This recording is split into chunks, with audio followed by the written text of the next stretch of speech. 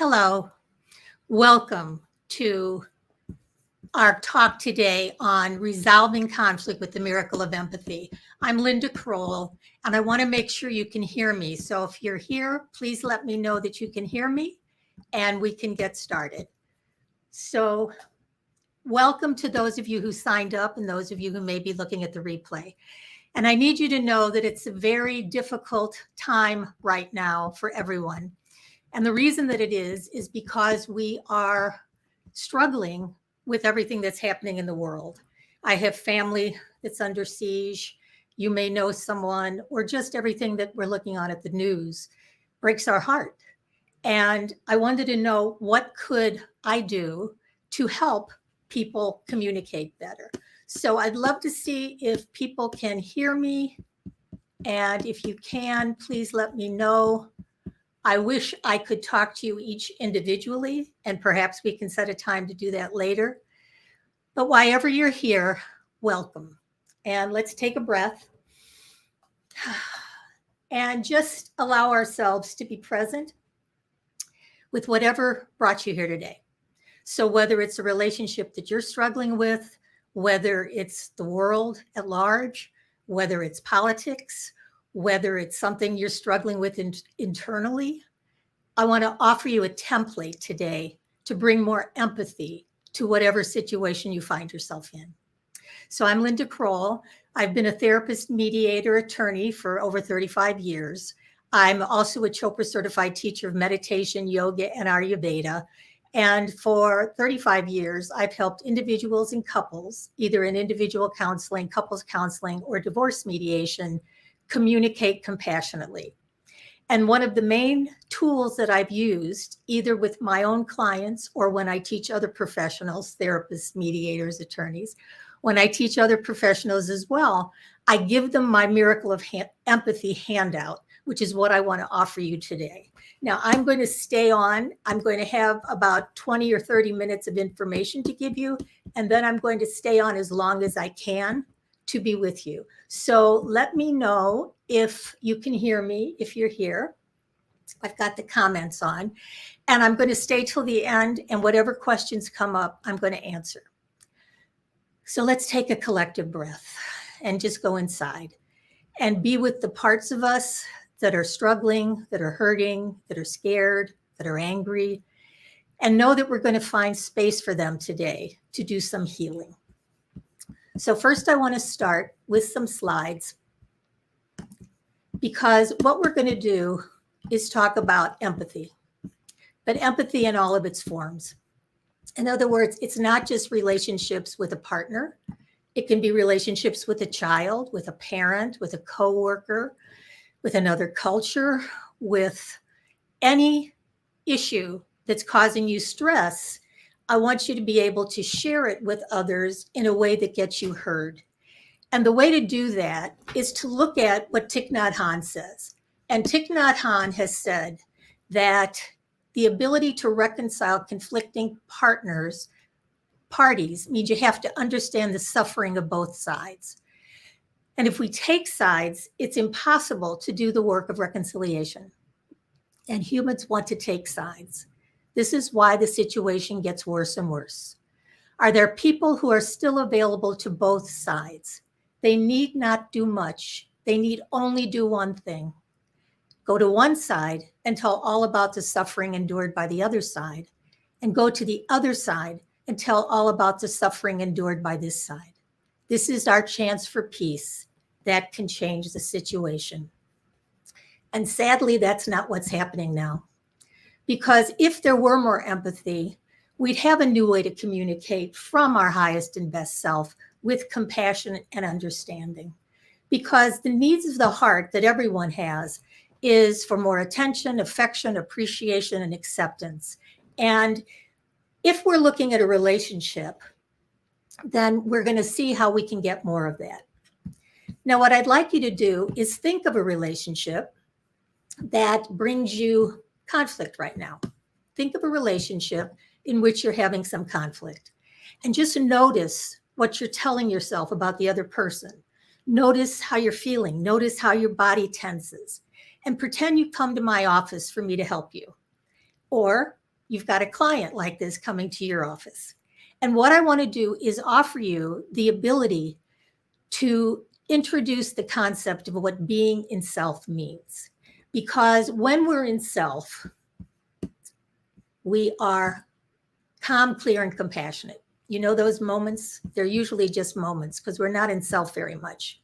And when we're in self, we can be calm when there's chaos around us, clear about bringing peace, compassionate with ourselves and others, confident in our ability to come up with some new resolution, connected to what I'm calling your higher self, and courageous in the face of conflict so that we can reach peaceful resolutions creatively as we're curious about meeting other people's needs. So let's say Angela came to my office complaining about the fact that her husband is having an affair. She doesn't know what she wants to do about it. She's distraught. She doesn't know how to talk to him about anything. She's thinking her only option is to get divorced. And we talk about the miracle of empathy. Because even when people are angry, underneath there's sadness.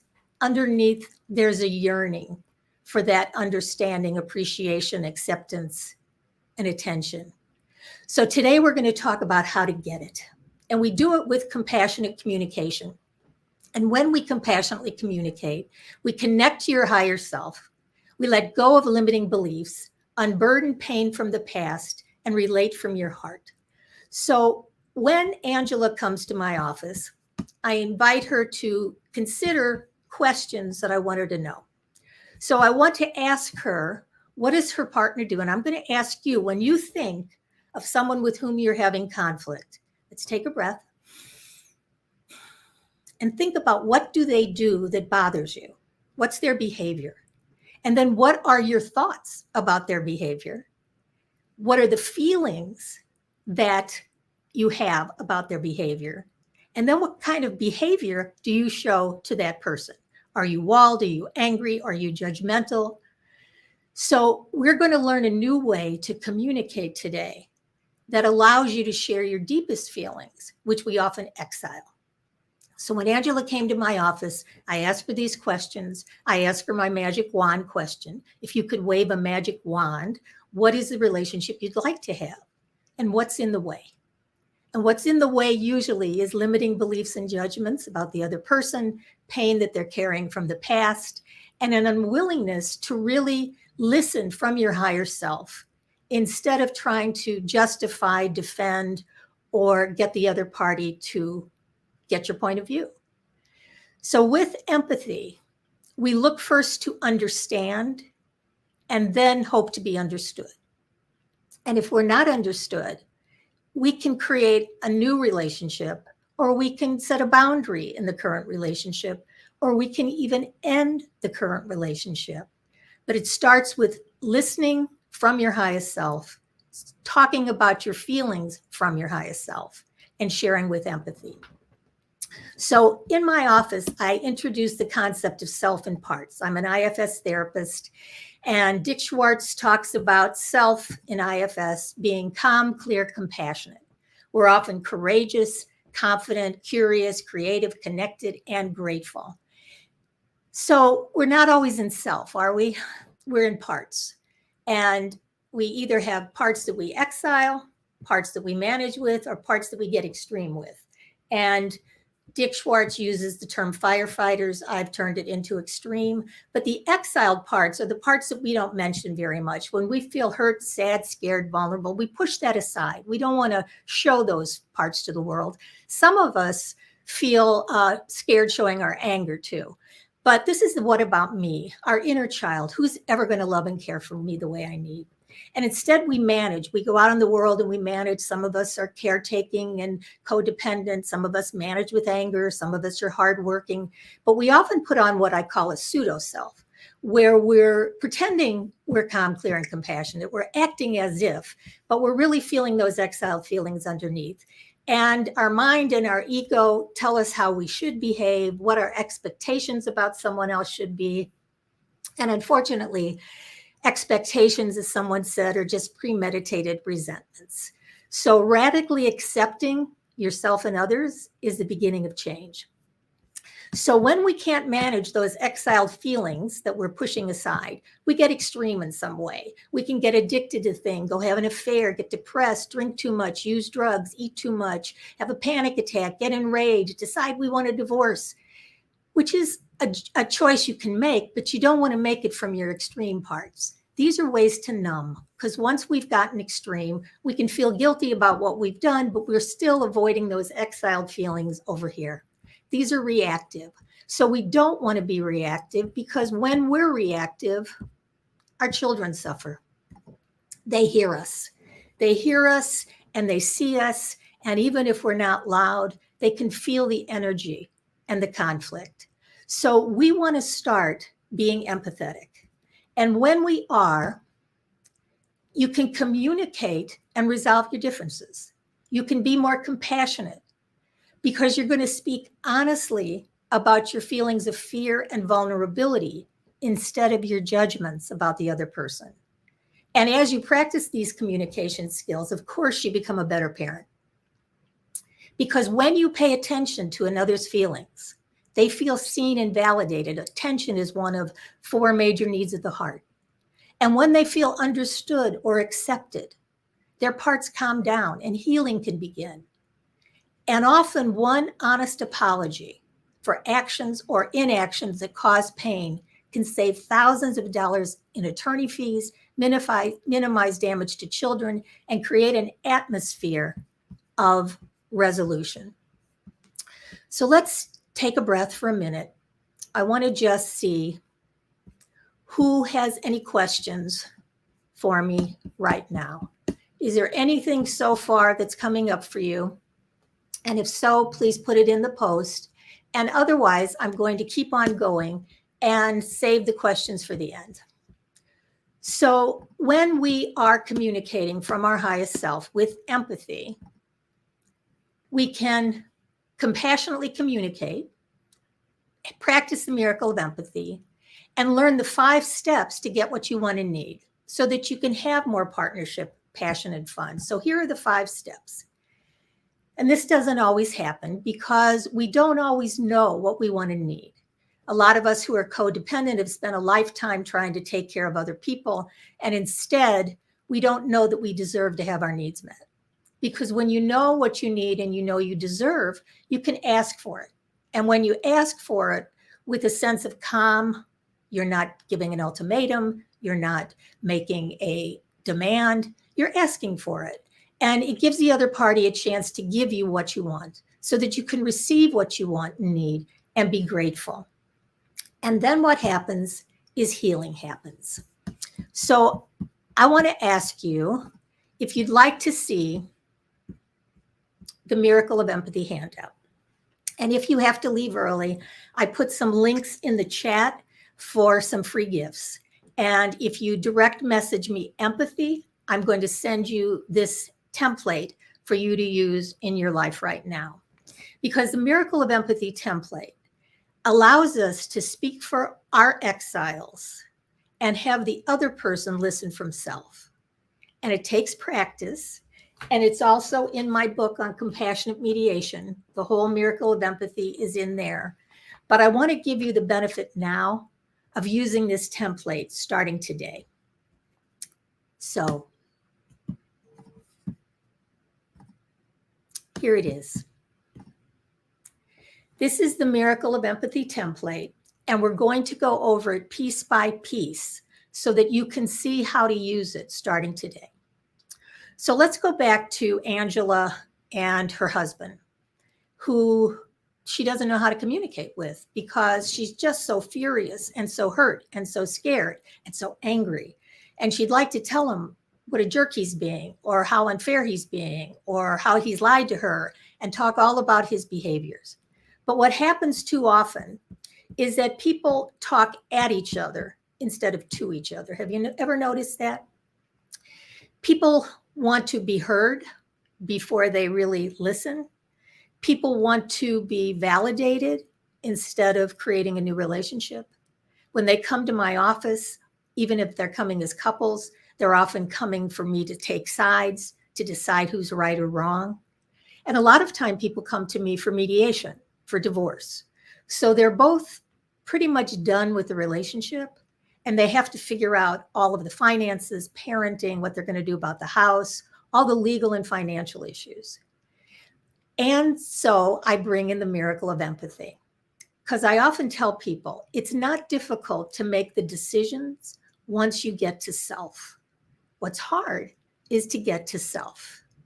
And I have a handout, I have a gift on a compassionate communication care kit, which offers you the meditation I do with all my individuals and couples to get a felt sense of what being in self means, because we're all spiritual beings having a human experience.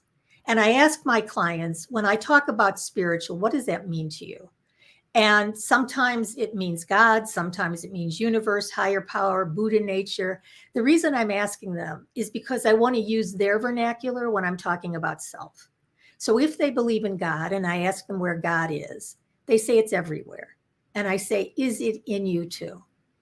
And they say yes. So when you're in self, you're listening from that calm, compassionate, witnessing place inside of your heart that allows for healing to happen.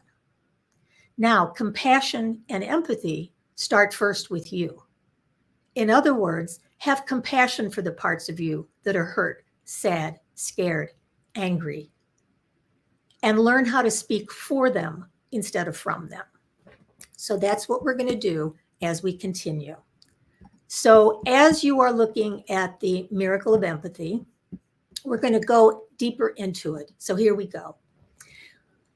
When you learn to empathize with another's feelings, you can then work together to make positive changes for your future. You can take it one conversation at a time in the direction of peace and understanding. And A is someone that wants to talk about their feelings. And what they do is talk about it by saying, I have something to discuss with you, is now a good time.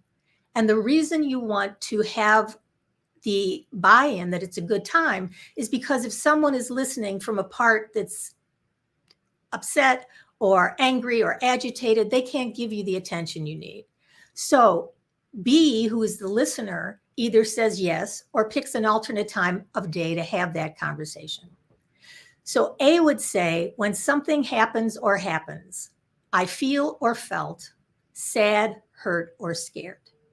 Now, you're also angry, you're also upset, you're also judgmental, but that's not going to give you empathy, because the listener, B, is going to be getting defensive, is going to be making rationalizations and defensiveness. And what you want to do instead is to allow them to listen safely. So talking about your sadness, fear, and hurt are the way to begin. Now, some codependents exile their anger. We don't talk about our anger. But often anger has been the underlying communication style. So if you really want to go deep, speak to the fact that you're angry because you're sad, hurt, and scared. And then B listens, hears, and understands. In other words, he would say, or she would say, I hear that when you say, so let's say Angela goes to her husband and says, I have something to talk with you about, is now a good time. And of course, he doesn't know this yet, but she's going to help him learn it. And she said, I need you to know that when you lied to me, I felt sad, hurt, and scared. And as he listens, he says to her, I hear you say that when I lied to you, you felt sad, hurt, and scared. Is that right? And he needs to use the same words because she needs to acknowledge that they're correct or repeat the message. Because when he says that, he's at least listening and hearing her. And then he would say, I understand that when I lied, you felt sad, hurt, and scared. And the understanding is often what's missing from empathy. We go to, okay, I hurt you, I'm sorry. I hurt you, I'm sorry. But the understanding is necessary. So if her husband could hear her and say, I hear you, I understand your sadness, your hurt, and your pain, without starting to justify. Because what he needs to do next is say, I'm sorry. I want to learn a new way for us to communicate where I don't lie, and I am sorry. And the more you let your partner know, or the person you're speaking with know that you care, healing can happen. So Angela would then say, thank you. In the future, I would like to feel that we can talk honestly with each other about everything, even if it means they might separate or get a divorce.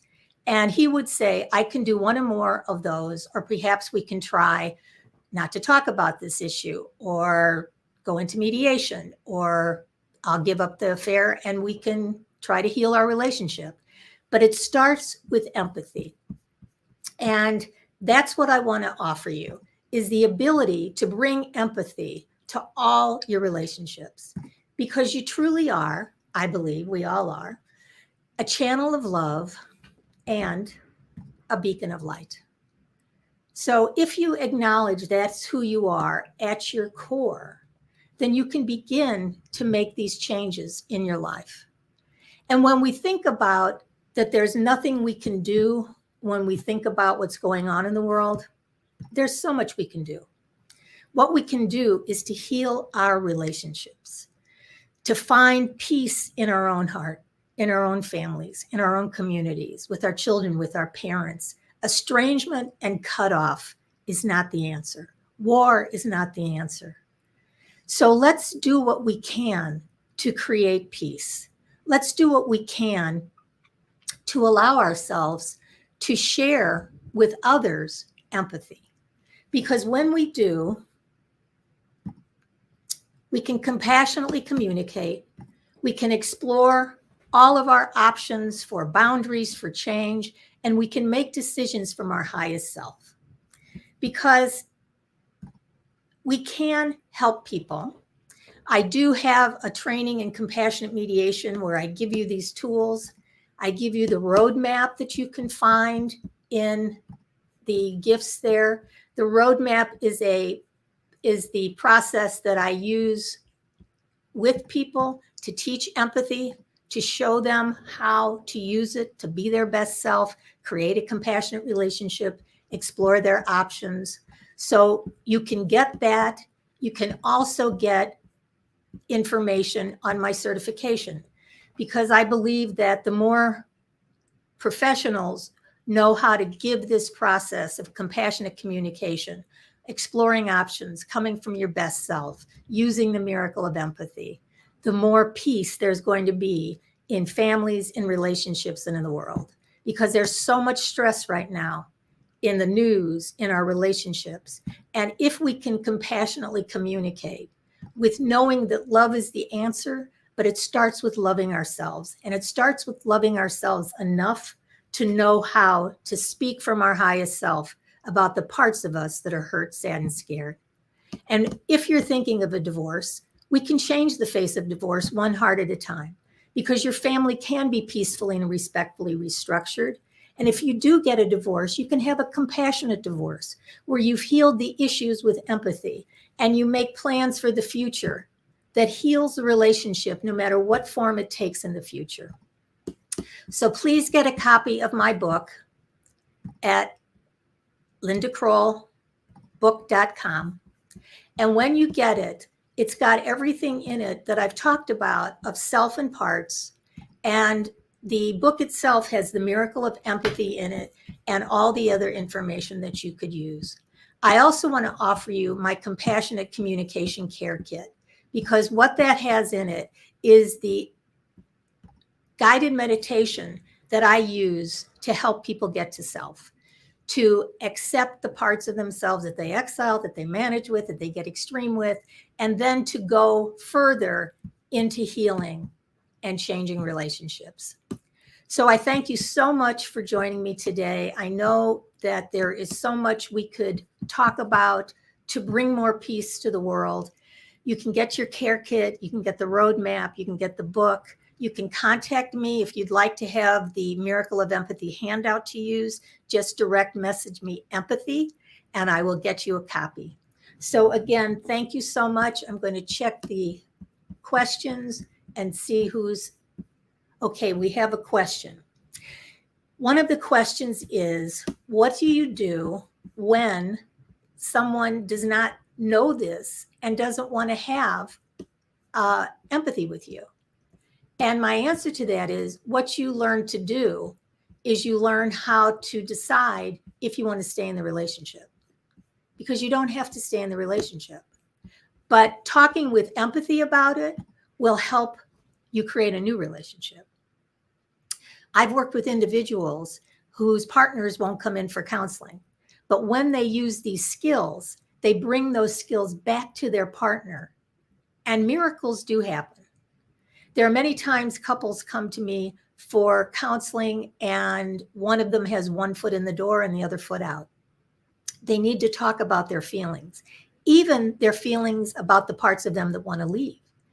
And we have to listen with empathy, not defensiveness, not rationalization. And when you listen with empathy, changes happen. So sometimes when people have come and they've come for mediation, they've come for divorce, and they actually learn to practice these skills, compassionately communicate, listen to their other party's words, hear them in a way that they haven't heard them before, reflect back that they understand the other's perspective. It doesn't mean you have to agree. It just means you understand what they're feeling. And that understanding often is a big shift because the other party hasn't felt understood. And then those magic words, I'm sorry. Sometimes they are an actual apology for something you did or didn't do. But other times it's just an existential observation with caring of the other party's reality. And I've seen relationships change in my office. In fact, one person on one of my LinkedIn lives came on live and said he was a client of mine who came to me for a divorce. But after the first session, they were both having an affair. They both decided it was time to get a divorce, and they came to see me. But he shared on the live that they only came to me once because after the first session, as they understood their own parts and how they contributed to the situation at hand, as they understood the influence of their families of origin, as they did the self up the mountain so that they could send compassion in the direction of their partner, and as they talked with empathy, he told me that they were afraid they wouldn't be able to get divorced because they started to feel so good about each other. So as backhanded a compliment as that was, it is a testament to the miracle of empathy. So I offer that to you. Please direct message me empathy if you'd like the handout. Please look at the links below, lindakroll.com/roadmap for the free roadmap of my compassionate mediation process. lindakroll.com RA has a relationship assessment that you can get where you can actually take a look at your current relationship and see where changes can be made now. And you can also go to lindakrollbook.com and get a free chapter of the book that has information about how to be your best self, how to speak for your parts instead of from your parts, and how to listen from your highest and best self. So when we think about what's going on in the world right now, and when we recognize that we could be angry, we could be retaliatory, we could be justifying, if we take a deep breath, Wayne Dyer says, when we change the way we look at something, what we look at changes. Let's look at all conflicts from our higher self. Let's look at the pain and suffering of all parties. Let's understand that everyone is scared and sad and hurt, that we're all doing the best we can, and that there is a way to negotiate behavior change. If, as Thich Nhat Hanh, we can get to one side and tell them about the pain and suffering of the first side, and get to the other side and tell them about the pain and suffering of this side. This is my prayer for all that's going on in the world right now. This is my hope and prayer for you and your relationships. And please contact me if you need any help in your own relationships, or if you're a professional that wants to learn more about the compassionate mediation process. Again, thank you so much for joining me. If you have any questions, please get in touch, and I look forward to staying connected. Bye for now.